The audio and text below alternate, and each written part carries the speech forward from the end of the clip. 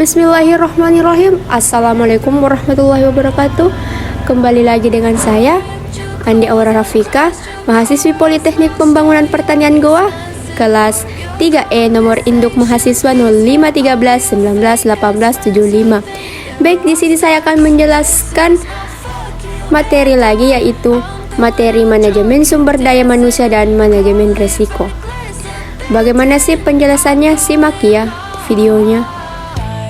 Nah, adapun penjelasan yang pertama yaitu manajemen sumber daya manusia dan manajemen resiko.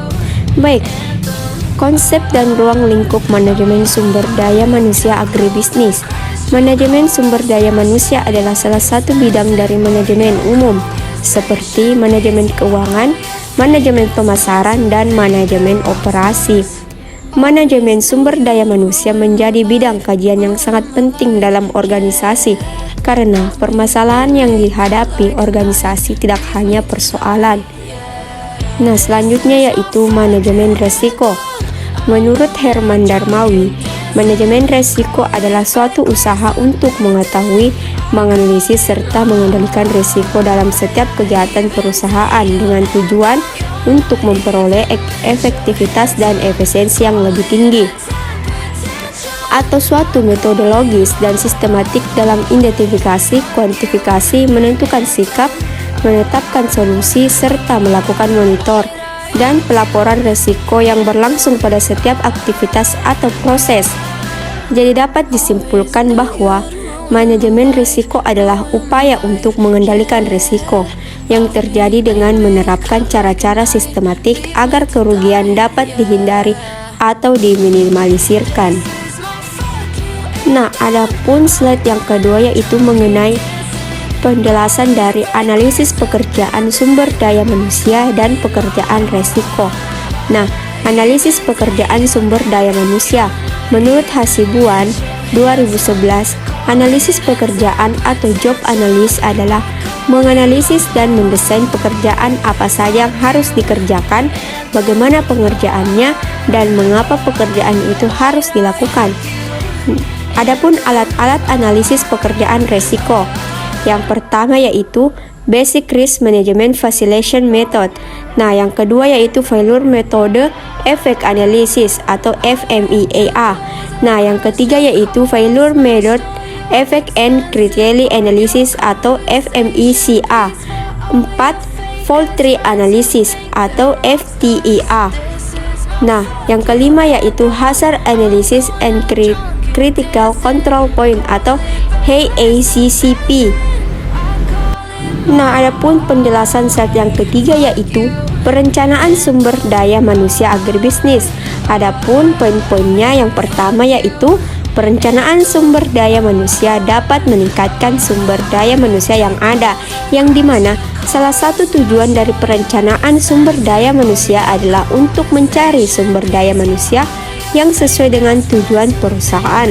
Nah, yang kedua yaitu langkah-langkah perencanaan sumber daya manusia, yang dimana perencanaan sumber daya manusia adalah perencanaan strategis untuk mendapatkan yang memelihara kualifikasi sumber daya manusia yang diperlukan bagi organisasi perusahaan dalam mencapai tujuan perusahaan. Nah, adapun poin yang terakhir yaitu perekrutan dan pelatihan sebagai implementasi dari perencanaan sumber daya manusia, yang dimana rekrutmen adalah upaya perusahaan untuk mendapatkan tenaga kerja yang diperlukan sesuai dengan kualifikasi yang telah ditetapkan dalam perencanaan tenaga kerja. Adapun slide yang kelima yaitu mengenai rekrutmen agribisnis dan manfaat manajemen resiko. Nah, yang pertama yaitu rekrutmen agribisnis. Sasaran perekrutan adalah untuk menyediakan pasukan tenaga kerja yang cukup untuk memenuhi kebutuhan organisasi. Dengan mengerti apa yang dilakukan oleh tenaga kerja, analisis pekerjaan, job analysis, adalah dasar dari fungsi perekrutan. Nah, yang kedua yaitu manfaat manajemen risiko. Manajemen risiko merupakan cara untuk melindungi perusahaan atau suatu usaha dari setiap kemungkinan yang merugikan. Adapun manfaat lain dari manajemen risiko adalah yang pertama, menjamin kelangsungan usaha dengan mengurangi resiko dari setiap kegiatan yang mengandung bahaya. Yang kedua, menekan biaya untuk penanggulangan kejadian yang tidak diinginkan. Yang ketiga, menimbulkan rasa aman di kalangan pemegang saham mengenai kelangsungan dan keamanan investasinya. Yang terakhir yaitu meningkatkan pemahaman dan kesadaran mengenai resiko operasi bagi investasinya. Nah, adapun slide yang keenam yaitu seleksi sumber daya manusia. Seleksi sumber daya manusia, seleksi merupakan proses pemilihan orang-orang yang memiliki kualifikasi-kualifikasi yang dibutuhkan untuk mengisi lowongan pekerjaan di sebuah organisasi. Proses seleksi dapat dilakukan setelah proses rekrutmen telah selesai. Proses seleksi adalah langkah-langkah yang harus dilalui oleh para pelamar sampai akhirnya memperoleh keputusan ia diterima atau ditolak sebagai karyawan baru. Proses ini berbeda antara satu perusahaan dengan perusahaan lainnya. Nah, adapun slide yang ketujuh yaitu mengenai sikap dan karakter pengambilan resiko. Nah, dalam menjalankan usaha atau bisnis perusahaan, manajemen dalam menghadapi resiko dapat menentukan sikap terhadap resiko tersebut, yaitu menghindar dari resiko atau risk averse. Perusahaan yang akan menghitung mana lebih besar antara resiko dan harapan keuntungan. Bila resiko lebih besar dari keuntungan, maka manajemen yang masuk kelompok risk averse akan menghindar dari usaha tersebut. Netral terhadap resiko atau risk netral, yaitu sikap nasional dalam menghadapi resiko.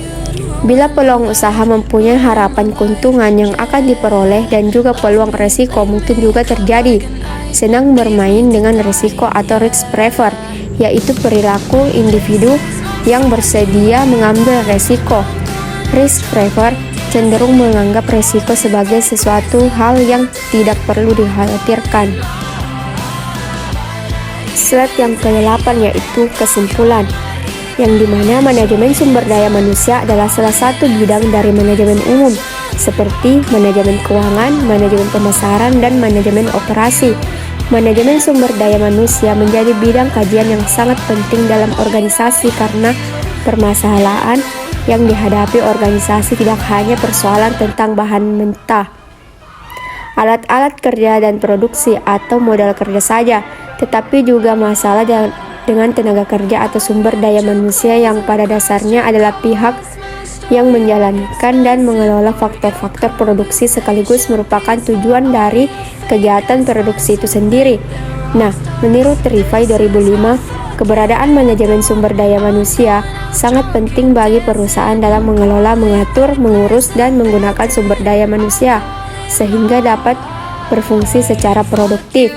Herman Darwami, manajemen risiko adalah suatu usaha untuk mengetahui, menganalisis, serta mengendalikan risiko dalam setiap kegiatan perusahaan dengan tujuan untuk memperoleh efektivitas dan efisiensi yang lebih tinggi, atau suatu metodologis dan sistematik dalam identifikasi, kuantifikasi, menentukan sikap, menentukan solusi, serta melakukan monitor dan pelaporan risiko yang berlangsung pada setiap aktivitas atau proses.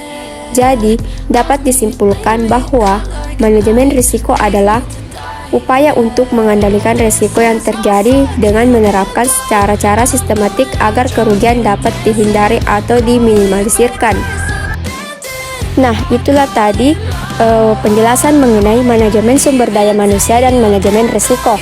Untuk teman-teman yang telah melihat video ini sampai habis, terima kasih. Jika ada salah kata, mohon dimaklumi. Wassalamualaikum warahmatullahi wabarakatuh.